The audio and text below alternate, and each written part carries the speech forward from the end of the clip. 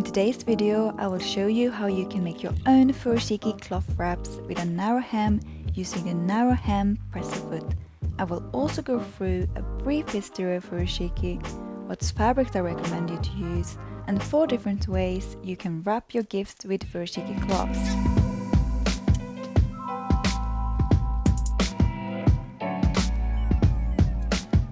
Hi, my name is Matilda and welcome back to Miss Matti, the channel where I talk all about how to live an awesome and sustainable life.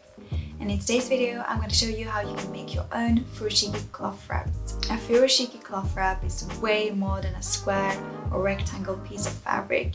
It also is even more than reusable gift wrapping.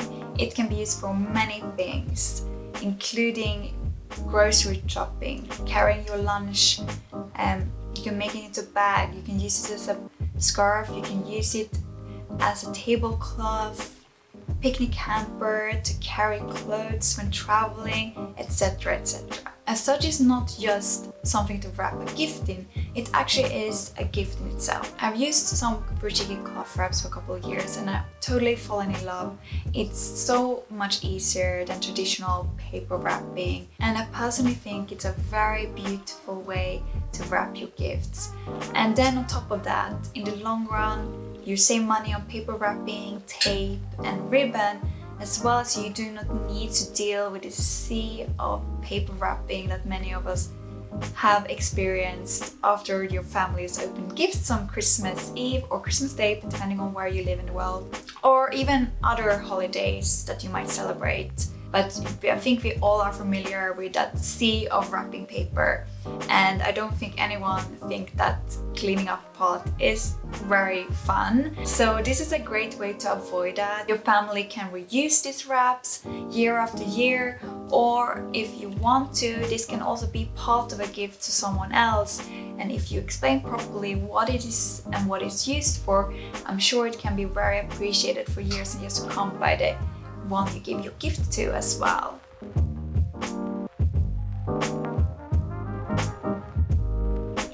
So the Furoshiki cloth wrap originated from Japan, and its history is really interesting actually and goes way back. Actually, it goes as far as 1200 years. Initially, the wrap was called tsutsimi, which apparently means wrapping, and it makes total sense. And it was used to wrap precious items and to protect your belongings. And then later on, during the Heian period, it became a cloth to wrap clothes. But it wasn't until the Muromachi period it became the cloth as we know it today. Around 600 years ago in Kyoto, Shogun Yoshimitsu Ashikaga opened a bathhouse, and he invited lords and other aristocrats in Japan to come to this bathhouse. And one way he made sure that the guests didn't mix up their belongings was that he put their clothes into this cloth wrap with a family crest onto it. And this is where Furoshiki got its name, because Furo means bath and shiki means spread. So it's a bath spread. And this became a popular custom, from what I understand, in other bathhouses around in the country. And so when the general public attended these bathhouses, they got familiar with the term Furoshiki. And during the period afterwards, there were still a couple of different names used for this cloth, and the name varied a lot depending on the use of the cloth. But then, because the general public attended these bathhouses and got used to that term, that's how at least I understand from what I read, how the name got so widespread and now is commonly used for these cloth wraps.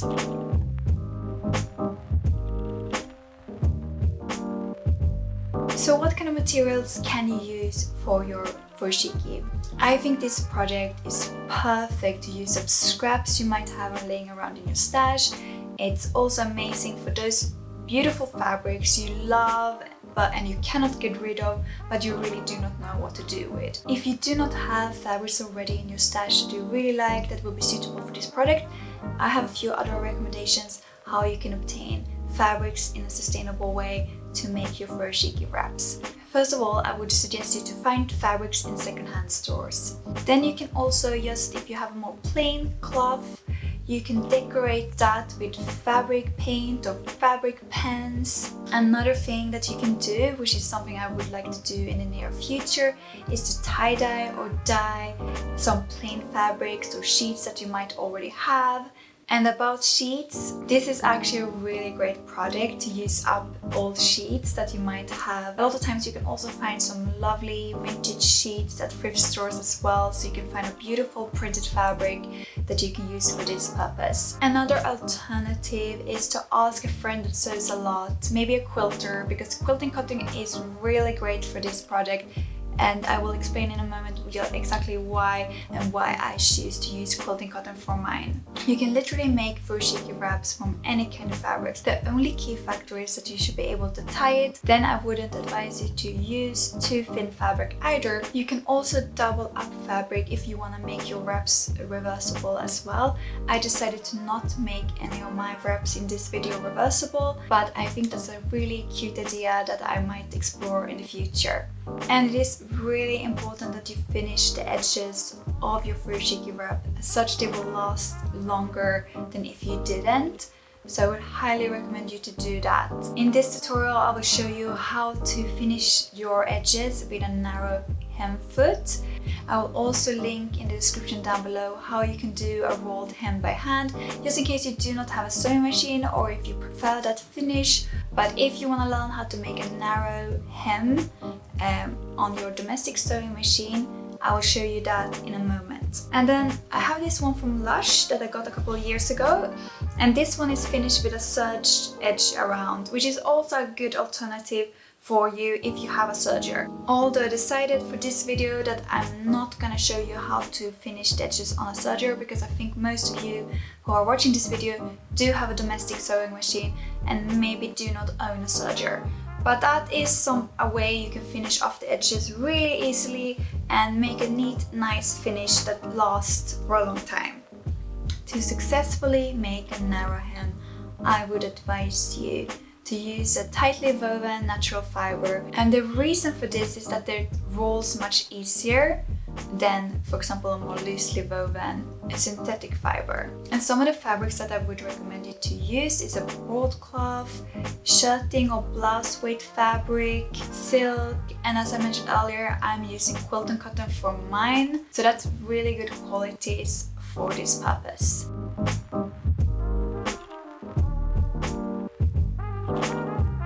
So how big shall your cloths be? So I learned that the traditional small size is 50 × 50 centimeters. So that is a perfect size for a small book, 1-2 bath bombs, some smaller beauty products or similar. And then my favorite size is 70 × 70 centimeters. That is actually the size of this one here from Lush. And that one I find pretty versatile. You can use it to wrap a t-shirt, a smaller box, etc. And then there's a large size that is 90 × 90 centimeters. I made one because I really wanted something that you can wrap a wine bottle in. So this is how I wrapped a wine bottle, or a bottle of Baileys it actually is. I really think it's super cute with this little handle. And this is actually a very perfect sample of a simple gift like a bottle of wine, how you can make that much more beautiful by also giving one of these furoshiki cloths. So if you're wondering which size you will make, a little tip is that you measure this diagonal measurement here and then divide it by 3 and see if your object fits. So now I will get into how you can make the narrow hem on your furoshiki wraps.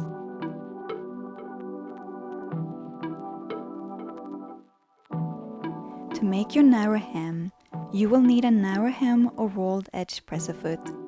They come in different widths, and I recommend using 6 mm as to create a neat edge that I find rolls easier, especially when you're creating corners, than a smaller size. You will also need matching or contrasting thread depending on which look you're going for, and fabric cut to your preferred size. Start by finger pressing the edge to prepare it to go into the groove of the presser foot.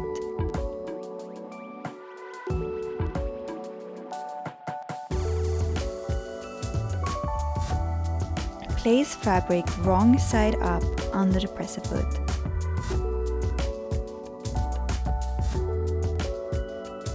Make 4 to 5 stitches, then pull thread tail with left hand on the back of the work and guide the fabric carefully along the groove or the scroll of the foot. Continue to guide the fabric into the groove while sewing. This will help you to pull neither too little or too much of the fabric when creating your hem. It is worth playing around on a sample first, making sure stitch length and needle placement is as you like. I used 3mm stitch length and a 3.5mm needle placement, but this might vary depending on the fabric you use. Once your first side is done, fasten thread and cut away any uneven edge bits before turning the corner.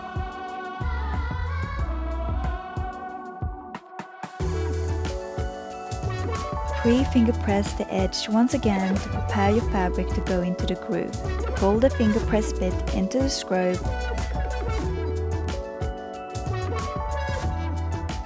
Stitch 4 to 5 stitches and lift presser foot. Then pull thread tail again with left hand on the back of the work, pull the hem into the scroll, lower foot and continue sewing.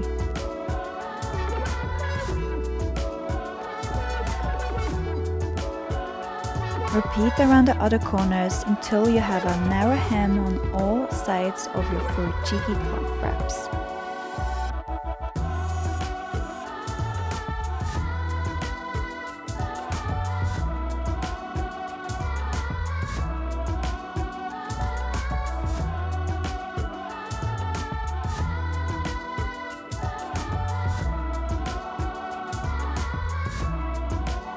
I've lately had trouble sewing on bulkier areas with my machine, so I changed my presser foot and stitched the bulkiest parts on my corners with the right sides facing to fasten them a bit extra. And if you have any suggestions on what might happen to my machine and why it all of a sudden isn't able to stitch as bulky areas as usual, leave a comment down below because I would love to fix this problem.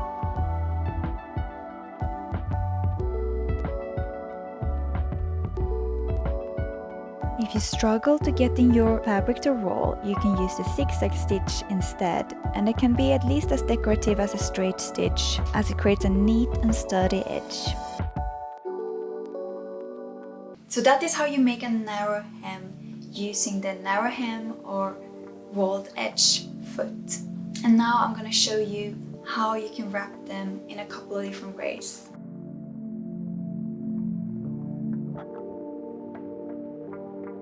For my book I used my 50x50cm wrap, which I laid down on the table. I placed the book in the middle with the corners of the cloth facing aside each of the book.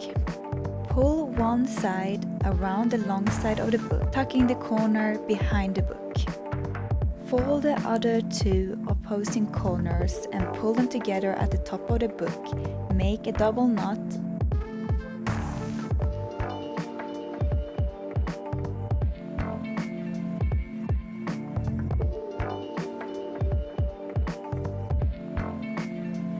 Then pull the remaining end through under the knot to the other side.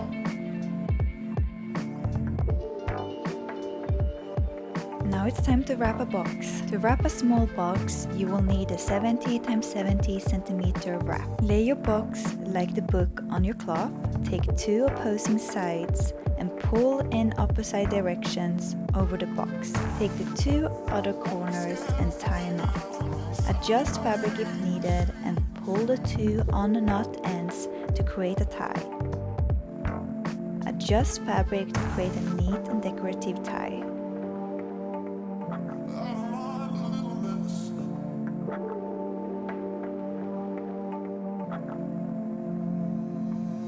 Now I will show you how you can make your own Furoshiki bunny wrap. For this I used my 50x50cm Furoshiki wrap. Spread your Furoshiki cloth wrap out on a flat surface and then put your item in the middle of the cloth. Take two opposing corners together and hold over your item. With one hand hold the corner whilst pulling down the other towards your item, tightening the fabric around it. Gather the other two sides up to create a tight wrap around your item. Hold in place and pick one of the corners, which you will pull tightly around to hold the others in place.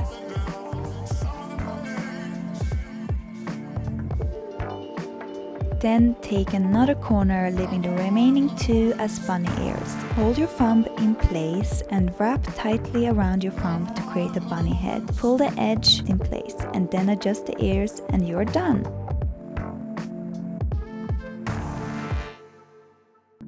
Now I'm gonna show you how to wrap a bottle with a handle. To wrap my bottle, I used my 90 x 90 cm wrap, which I laid flat on the table. Put your bottle in the center of the cloth. Bring 2 opposing corners together and tie a double knot on top of the bottle. Sure to tie the first knot tighter than the other.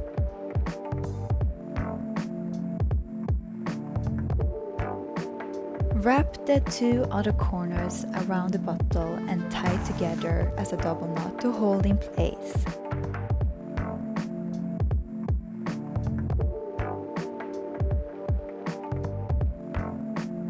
Untie the first top knot .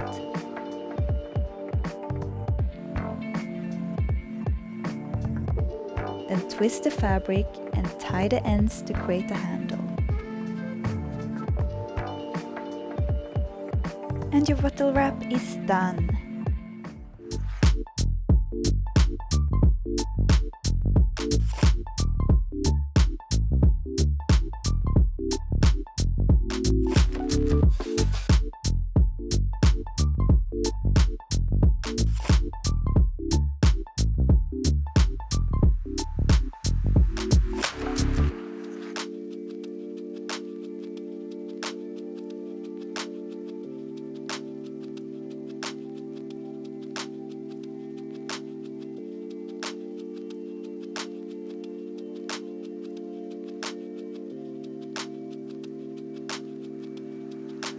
I really hope you will make your own Furoshiki cloth wraps and that you found this tutorial helpful. If you did, hit that like button. And if you want more tutorials like this, do not forget to hit that subscribe button, hit the notification bell so you will be notified when I'm uploading a new video. And until next time, hej då!